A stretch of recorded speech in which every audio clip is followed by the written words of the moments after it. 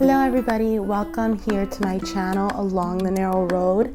I am Crystal. I am a wife of 10 years and a mom of 5. We live in South Florida where we homeschool our children, and we do lots of traveling and lots of things together as a family. And that's just a little intro about us. Today I want to get into our 2021-2022 Charlotte Mason inspired family subjects that we do all together. So depending on the age of my children, they will join or not. My 2 oldest, my 9 and my 6, they join for all of these subjects. My twins that are 5, they join for some of them. And then of course my little baby is only 1, so she's always with us at the table. So I'm going to do these in no particular order. I have them all here laid out on the floor in front of me to show you all. So let's get started. Okay, so first I want to show you what we use for our Bible study. And for our Bible study, we use a couple different things. So first we use our Truth and Grace Memory Book 1. This is for elementary. They have Book 2 and Book 3 for middle school, high school. I don't use the recommended grades. I just do it at my children's pace. These are out of print, I believe, already in this version, but you can get them at Christian Book or on Amazon in the newer versions. It's just a different Bible translation, so these are good to get, but you probably will find them on eBay, and they are a little pricey. I was blessed that the lady that sold me all 3 on eBay gave them to me for like $17, but I've seen them go for a lot more. So just take a look around and see if you find this one. Alrighty, second thing we use is the Ology. This book is beautiful and it's scripturally sound. That's where we are now. So just show you some of the inside of it. It's beautiful illustrations. It's hardcover. The pages are thick. It's such good quality, and it goes through different theology themes, and it's for children, and I found that it is biblically sound. The only thing that I would probably take out of here is when they talk about Christmas, because our family has decided not to celebrate Christmas, but that's to everybody's own discretion. We just skipped over that part, and that's okay.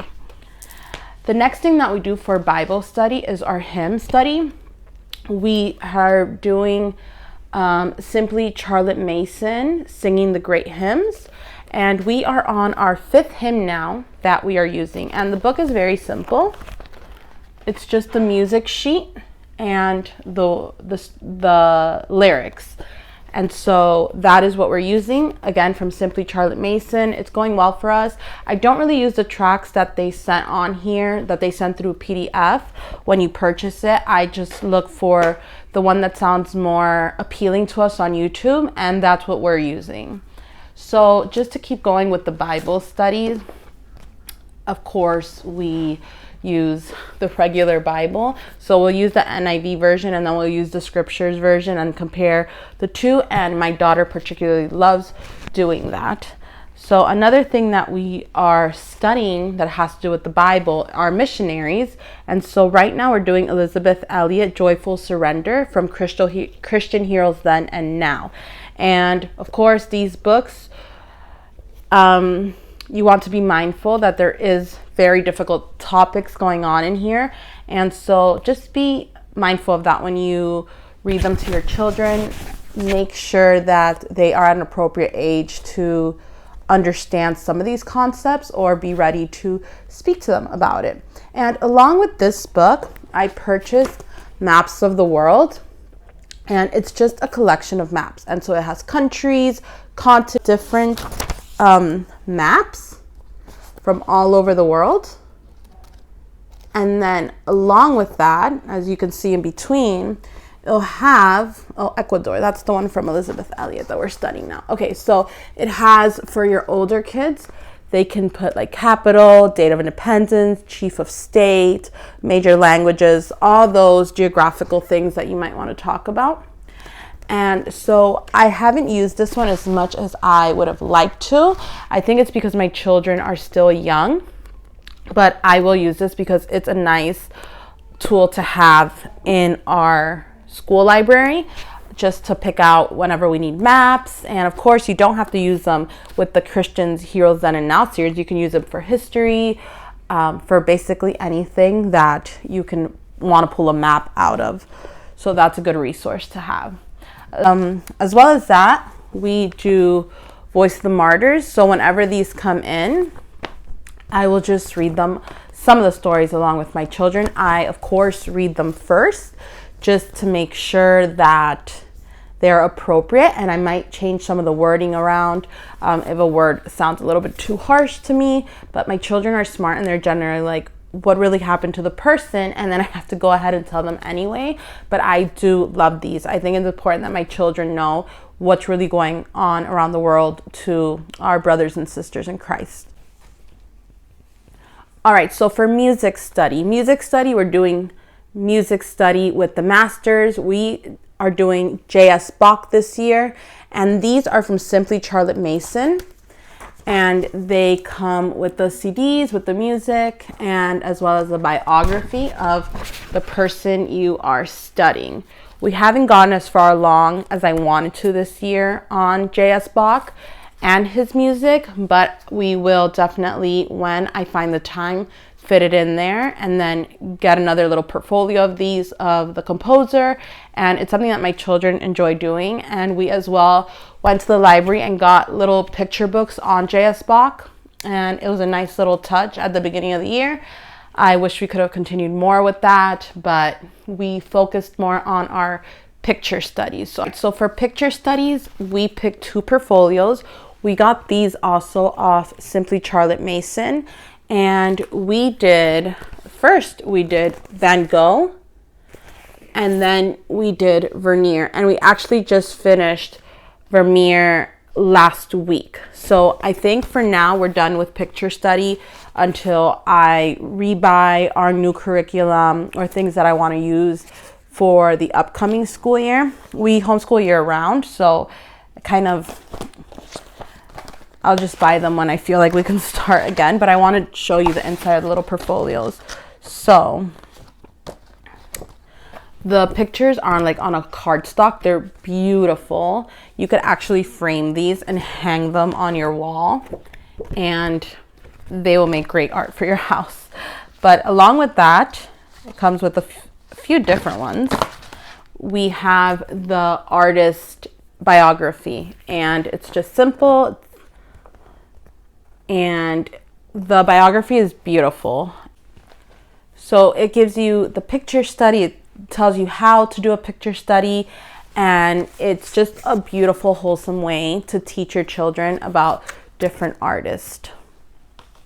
So the next thing that we do as a family style is read good literature. And Charlotte Mason said that we should teach our children Shakespeare and Dickens. And so I wanted to give my children a very gentle introduction to Charles Dickens and Shakespeare. So I purchased these 2 books.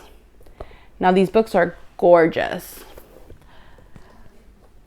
This one is A World Full of Dickens Stories by Angela McAllister, and it's hardcover, and the illustrations are gorgeous. My children love these books. They'll even just sit around, look at the illustrations if I'm not reading it to them. So we already finished the Shakespeare, A Stage Full of Shakespeare Stories, 12 Tales from the Bard, Retold for Children. We already finished this one, and we're in half of this one now. And I can say that I will definitely collect more of these for our little collection of books because they're beautiful and I just love them so much. Okay, next. Alrighty, so this year we've been doing the Tuttle Twins, and if you know anything about what's happening in our government nowadays, I think you need these in your little stash at home. Okay, so we've read almost all of them already this year. We read the Tuttle Twins and the Food Truck Fiasco. We read The Miraculous Pencil, The Law, Search for Atlas,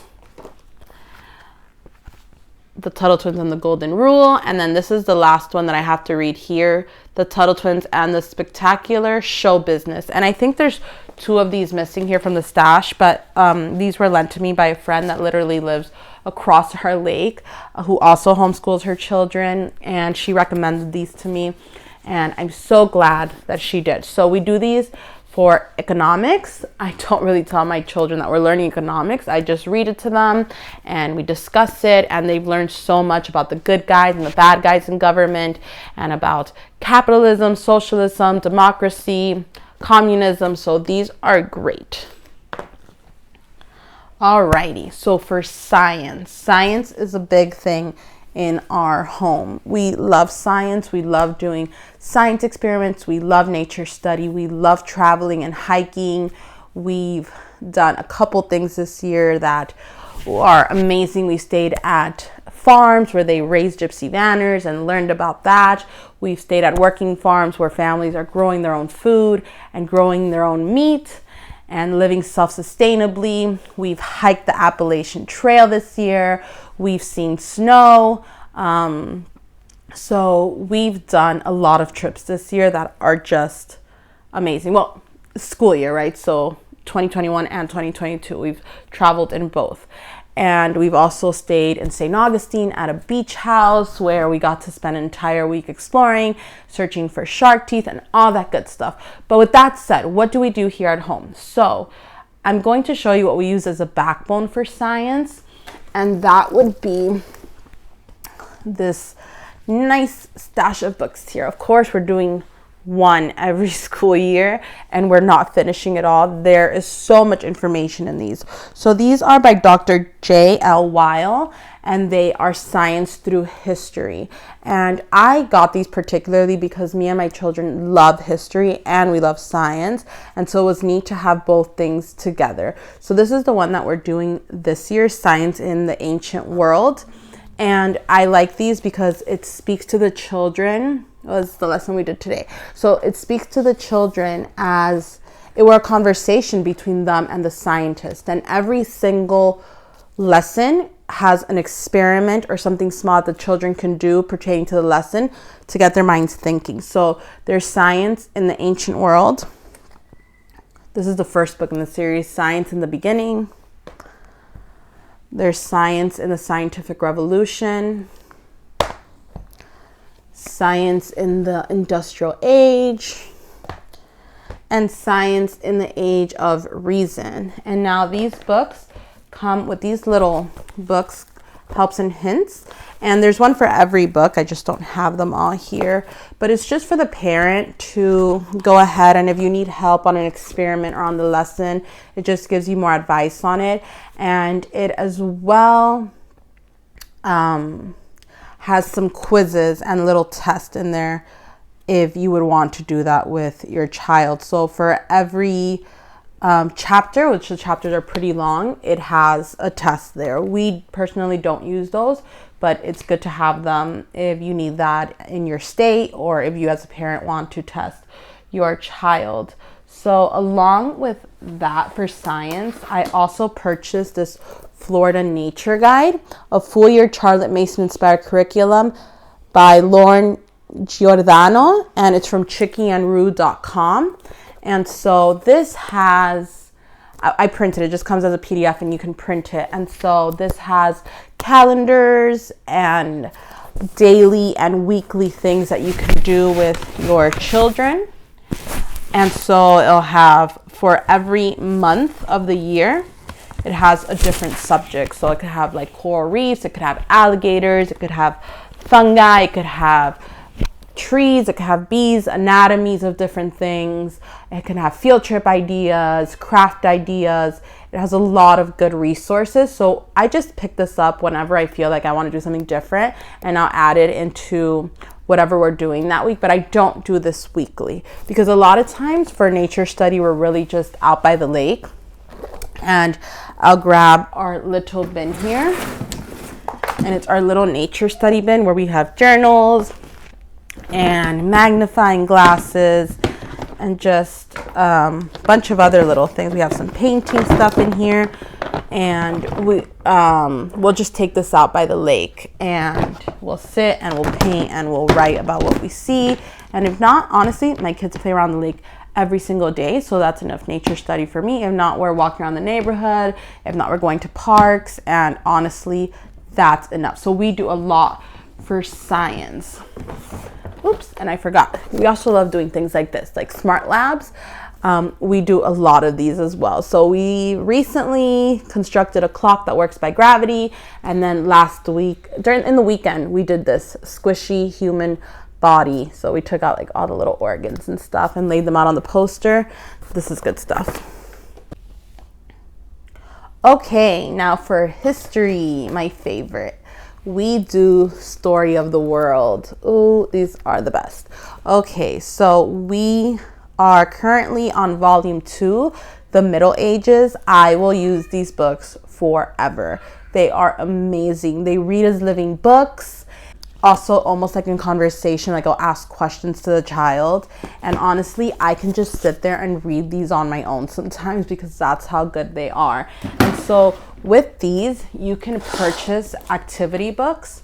And the activity books come with review questions, literature suggestions. They come with map work, coloring pages, additional history reading, narration exercises.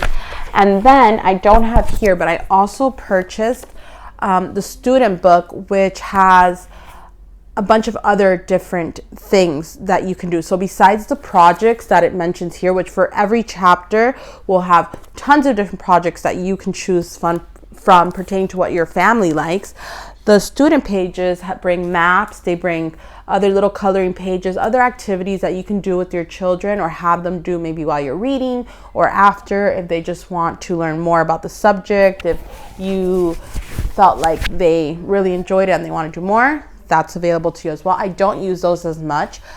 Besides the maps, I use we do more like the projects and the additional readings for history. And there have been seasons where we just read through the books because we love them so much and we don't really have time to do anything else, and that's fine as well. So the last thing that I want to show you here is our art lab for kids. And so my children love art, particularly my oldest daughter. She loves to draw and she loves to paint. And so we've just been using this for to learn about painting and different types of medias that we can use. And so I created a cart for them with all different types of medias. And we've been doing that as a little extra elective. We've also been learning how to knit. We sew sometimes, and we just do a bunch of little crafts like that. So that is it for my first video here on Charlotte Mason inspired family subjects. I hope that you enjoyed this video. Please subscribe, like the video, and I hope to see you guys soon. Thank you.